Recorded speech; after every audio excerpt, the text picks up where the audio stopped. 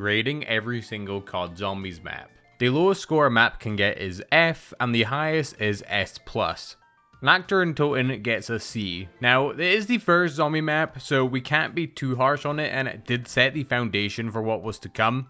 But the map is obviously very bare bones, there's not a whole lot to it, the atmosphere is kinda cool, but I think C is a fair placement due to the fact that it is the birthplace of COD Zombies. Naturally, with Verrucht, I believe this map deserves a B, due to the fact that it builds on Nactor and Toten with the perks and the traps. The atmosphere in this map is also super cool and one of the scariest COD Zombie maps to date. Moving on to Shinonuma, I believe this map deserves a B. This map did experiment with new transportation systems like the zipline and the random perks, and obviously we got the Wonderwolf as our first proper wonder weapon, but for me personally this is a map I never really go back to. Moving on to Der Riese, this map for me personally deserves an A. For this only being the 4th map in COD Zombies, it does so much with the map flow, the bridge, the pack-a-punch. The jump in quality and replayability from a map like Nactor and Toten is super crazy, and forever will be one of my favorite maps. Moving on to Kino der Toten, this map deserves an A. This map is pretty similar to Der Riese in terms of overall quality. The main difference with this map is the location being in a theater and the wonder weapon being the thunder gun. And of course we cannot forget the Easter egg song 115. Moving on to 5, I believe this map belongs in B tier. It's definitely not as good as Der Riese or Kino der Toten, but I still think it's really fun and really replayable. It definitely isn't an easy map, but I think that's where it gets a lot of its charm from, and the President cast as well is just fantastic. Moving on to Ascension, I believe this map deserves an A. It has all the core staples of our good zombie map, it has a fun transport system with the Lunar Landers, this map introduced the Gersh devices, and it also introduced us to having more than 4 perks in one game for the monkeys. Moving on to Call of the Dead, I believe this map is in S tier. The atmosphere and the layout and the Easter egg in this map is fantastic, along with the celebrity cast and obviously George Romero. This map is a map I love going back to, even though Black Ops 1 isn't my favorite game, I appreciate this map for all it's worth. Moving on to Shangri-La, I believe this map belongs in C tier. In terms of layout, I definitely think it is the weakest, but in terms of visuals, I think it is the prettiest map in Black Ops 1. The Babymaker is a fantastic wonder weapon, and the map is a vibe to play. Moving on to Moon, I believe this map is in B tier. To go over the good with this map, obviously it is in a fantastic location being on the frickin' moon. That's super cool. The wonder weapon on this map, the zap guns, are fantastic. The overall atmosphere and chilliness of being all alone in space is really creepy. And with Area 51, that is such a cool feature to have at the start of the game. I just think the zero gravity and the astronaut kind of ruin the vibe of the map in the later game, and it could have been higher without those features, but that would make the map not Moon, and we all love Moon. Moving on to Transit, this map is in F tier. Now, the map itself I actually don't mind, but fundamentally it's not a good zombies map. It's tedious to play, it's boring, it's slow. Getting set up on this map is an absolute pain, and for even simple things like Pack-a-Punch, where you have to jump through so many hoops, it's just not worth playing. Moving on to Bus Depot, I'm going to give this map a D. The only reason is this map is supposed to be bare bones, and the actual playing experience, for me personally, is a little bit more enjoyable than Transit. Bus Depot isn't supposed to be this massive map, it's just a small, fun survival map where you're very limited to what you have. Farm is also going to go into D tier. It's a little better than Bus Depot, but that only comes down to the fact that you can buy perks. Other than that, it's just fine to play. Moving on to Town, I believe this map is C tier. It's a really fun map, it is Transit condensed, and it's an overall better playing experience than Transit. Moving on to Nuketown, this map also gets a C. The overall location is obviously Nuketown, so it's kind of cool. The random perks can be annoying, but adds a little bit of replay value. And the coolest aspects about this map are the Moon storyline ties in that you get as you progress the map. Moving on to Die Rise, this map is going to get a D. Now, overall layout is pretty hit or miss. I kind of like it, but it's not player friendly. The elevator system is really slow and repetitive. The wonder weapon, this liquefier, is fun to use, but it can also be very hazardous. And the perk Who's Who is genuinely terrible. The best thing about this map will be the wall weapon selection, and it would have to go down to the liquefier as well. Moving on to Mob of the Dead, this is going to be our first S+ map. Mob of the Dead is fantastic. From gameplay to storyline to wonder weapon to traps, this map is genuinely peak, and I honestly believe it is one of the best zombie maps we will ever have of all time.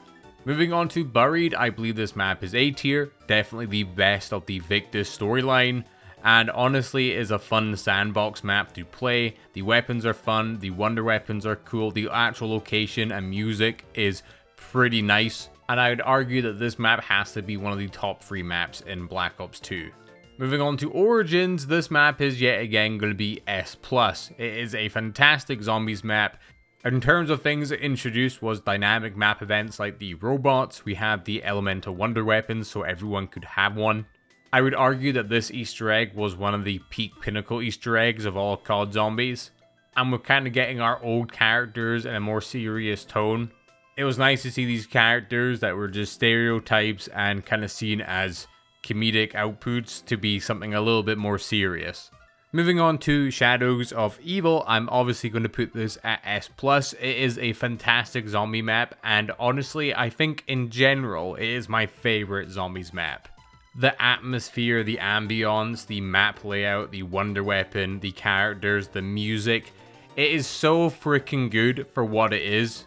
And to be honest, I don't think we'll ever get a zombie map quite like it, and I'm quite happy with that. I'm quite happy for Shadows of Evil to be its own unique experience. Moving on to the Giant, I'm going to put this map in A tier. A pretty good remake of Der Riese. Storyline stuff is really interesting, the map is overall gorgeous and fun to play, and I think it rightfully deserves the A tier. Moving on to Der Eisendrache, this is another map that's going to be in S+.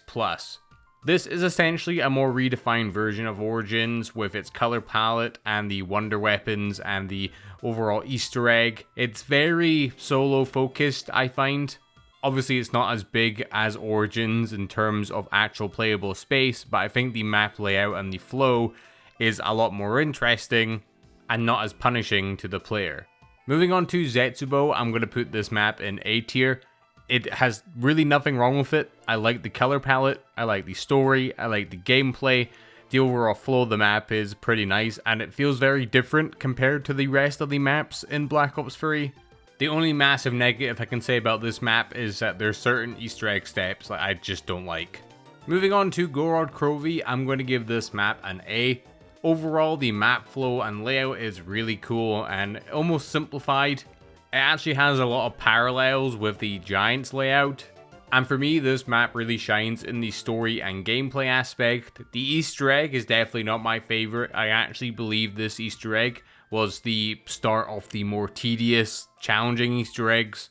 But I do think it is a good playthrough, and I do love the boss fight.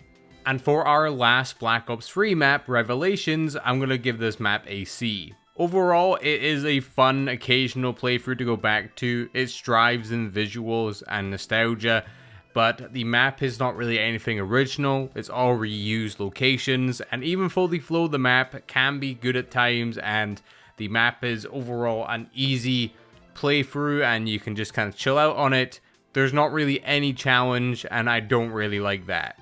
Moving on to Black Ops 4, I'm going to give 9 an S. This map is a fairly simple layout. The main actual fighting arena area is where you're going to be doing most of your training, but on the outskirts you have 4 main sectors with your perks in it, and then there's the whole underground section.